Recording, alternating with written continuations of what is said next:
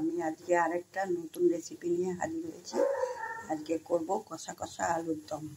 সেই জন্য দেখুন, আলুগুলোকে আমি একটু নুন, একটু মিষ্টি, একটু হলুদ, একটু লঙ্কার গুঁড়ো দিয়ে প্রেসার কুকারে একটা সিটি দিয়ে নিয়েছি। তারপর ওগুলোকে সিটি দেওয়ার পরে ওটাকে খুলে তেলের মধ্যে ভেজে নিয়েছি। এখানে আমি মশলা নিয়েছি। এখানে একটা পেঁয়াজ আছে, দুটো রসুন আছে, একটা টমেটো আছে, আর আদা আছে, আর একটু গরম মশলা আছে। এগুলোকে আমি একসঙ্গে বেটে নিয়েছি। তার সাথে আমি এই যে হাফ চামচ লঙ্কার গুঁড়ো নিয়েছি, ঝালটা যার যার পরিমাণ মতন নেবেন। একটু হিং নিয়েছি, আর 1 চামচ হলুদ গুঁড়ো নিয়েছি। আমি দেখুন সর্ষের তেলের মধ্যে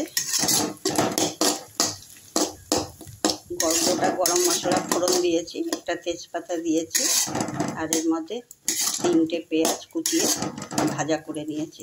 সামান্য একটু নুন দিয়ে ভাজা করে নিয়েছি। এর মধ্যে আমি এখন মশলাটা আমি দিয়ে দেব, যে মশলাটা পেস্ট করে আছি। মশলাগুলো আমি এখন দিয়ে এটাকে কষাবো। মশলাটা কষানো হয়ে গেছে। এর মধ্যে আমি এখন আলুটা দিয়ে দিলাম, আর একটু চিনি, একটু নুন দিয়ে দিলাম, দিয়ে এটাকে আবার একটু কষাবো। দেখুন আমার ওই আলুর দমটা কষানো হয়ে গেছে। এর মধ্যে আমি একটু কসুরি মেথি দিয়ে দিলাম, তাকে একটু হাত দিয়ে গুলে নিয়েছি। তাতে নিচেই আমি এখন গ্যাস বন্ধ করে নামিয়ে দেবো। আলুর দমটা আমার হয়ে গেছে।